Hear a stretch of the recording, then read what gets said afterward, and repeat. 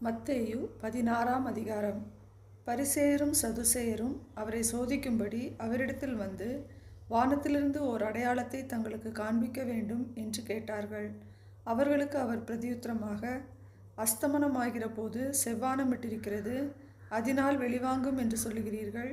உதயமாகிற போது செவ்வானமும் மந்தாரமுமாயிருக்கிறது, அதனால் இன்றைக்கு காற்றும் மழையும் உண்டாகும் என்று சொல்லுகிறீர்கள். மாயக்காரரே, வானத்தின் தோற்றத்தை நிதானிக்க உங்களுக்கு தெரியுமே, காலங்களின் அடையாளங்களை நிதானிக்க உங்களால் கூடாதா?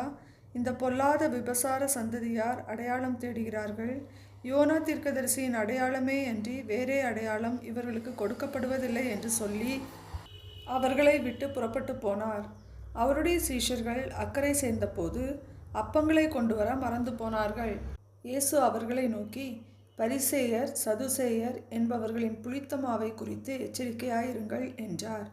நாம் அப்பங்களை கொண்டு வராதபடியால் இப்படி சொல்லுகிறார் என்று அவர்கள் தங்களுக்குள்ளே யோசனை பண்ணி கொண்டார்கள். இயேசு அதை அறிந்து, அற்ப விசுவாசிகளே, அப்பங்களை கொண்டு வராததை குறித்து நீங்கள் உங்களுக்குள்ளே யோசனை பண்ணுகிறதென்ன? இன்னும் நீங்கள் உணரவில்லையா? 5 அப்பங்களை 5000 பேருக்கு பகிர்ந்ததையும் மீதியானதை எத்தனை கூடை நிறைய எடுத்தீர்கள் என்பதையும், 7 அப்பங்களை 4000 பேருக்கு பகிர்ந்ததையும் மீதியானதை எத்தனை கூடை நிறைய எடுத்தீர்கள் என்பதையும் நீங்கள் நினைவு கூறாமல் இருக்கிறீர்களா? பரிசேயர் சதுசேயர் என்பவர்களின் புளித்த மாவுக்கு எச்சரிக்கையாய் இருக்க வேண்டும் என்று நான் சொன்னது அப்பத்தை குறித்து சொல்லவில்லை என்று நீங்கள் உணராதிருக்கிறது எப்படி என்றார். அப்பொழுது அவர், அப்பத்தின் புளித்தமாவை குறித்து எச்சரிக்கையாய் இருக்க வேண்டுமென்று சொல்லாமல் பரிசேயர் சதுசேயர் என்பவர்களின் உபதேசத்தை குறித்தே அப்படி சொன்னார் என்று அறிந்து கொண்டார்கள். பின்பு இயேசு பிலிப்பு செசரியாவின் திசைகளில் வந்தபோது தம்முடைய சீஷரை நோக்கி, மனுஷகுமாரனாகிய என்னை ஜனங்கள் யாரென்று சொல்லுகிறார்கள் என்று கேட்டார்.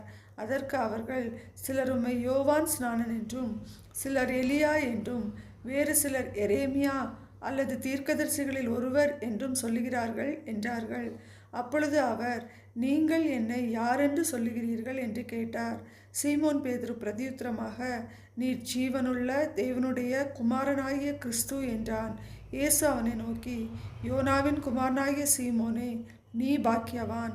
மாம்சமும் இரத்தமும் இதை உனக்கு வெளிப்படுத்தவில்லை, பரலோகத்தில் இருக்கிற என் பிதா இதை உனக்கு வெளிப்படுத்தினார். மேலும் நான் உனக்கு சொல்லுகிறேன், நீ பேதுருவாய் இருக்கிறாய், இந்த கல்லின் மேல் என் சபையை கட்டுவேன், பாதாளத்தின் வாசல்கள் அதை மேற்கொள்வதில்லை. பரலோக ராஜ்யத்தின் திறவுகோல்களை நான் உனக்கு தருவேன். பூலோகத்திலே நீ கட்டுகிறது எதுவோ அது பரலோகத்திலும் கட்டப்பட்டிருக்கும், பூலோகத்திலே நீ கட்டவிழ்ப்பது எதுவோ அது பரலோகத்திலும் கட்டவிழ்க்கப்பட்டிருக்கும் என்றார். அது முதல் இயேசு தாம் எருசலேமுக்கு போய் மூப்பராலும் பிரதான ஆசாரியராலும் வேதபாரகராலும் பல பாடுகள் பட்டு கொலையுண்டு 3ஆம் நாளில் எழுந்திருக்க வேண்டும் என்பதை தம்முடைய சீஷர்களுக்கு சொல்லத் தொடங்கினார். அப்பொழுது பேதுரு அவரை தனியே அழைத்து கொண்டு போய், ஆண்டவரே, இதோ உமக்கு நேரிடக்கூடாதே, இது உமக்கு சம்பவிப்பதில்லை என்று அவரை கடிந்து கொள்ள தொடங்கினான். அவரோ திரும்பி பேதுருவை பார்த்து, எனக்கு பின்னாக போ சாத்தானே, நீ எனக்கு இடரலாயிருக்கிறாய். தேவனுக்கு ஏற்றவைகளை சிந்தியாமல் மனுஷருக்கு ஏற்றவைகளை சிந்திக்கிறாய் என்றார். அப்பொழுது இயேசு தம்முடைய சீஷர்களை நோக்கி, ஒருவன் என்னை பின்பற்றி வர விரும்பினால் அவன் தன்னைத்தான் வெறுத்து தன் சிலுவையை எடுத்துக்கொண்டு என்னை பின்பற்ற கடவன். தன் ஜீவனை ரட்சிக்க விரும்புகிறவன் அதை இழந்து போவான். என் நிமித்தமாக தன் ஜீவனை இழந்து போகிறவன் அதை கண்டடைவான்.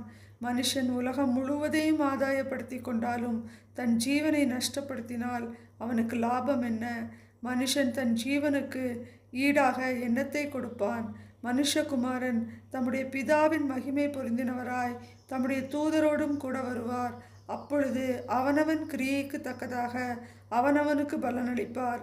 இங்கே நிற்கிறவர்களில் சிலர் மனுஷகுமாரன் தம்முடைய ராஜ்யத்தில் வருவதை காணும் முன் மரணத்தை ருசி பார்ப்பதில்லை என்று மெய்யாகவே மெய்யாகவே உங்களுக்கு சொல்லுகிறேன் என்றார்.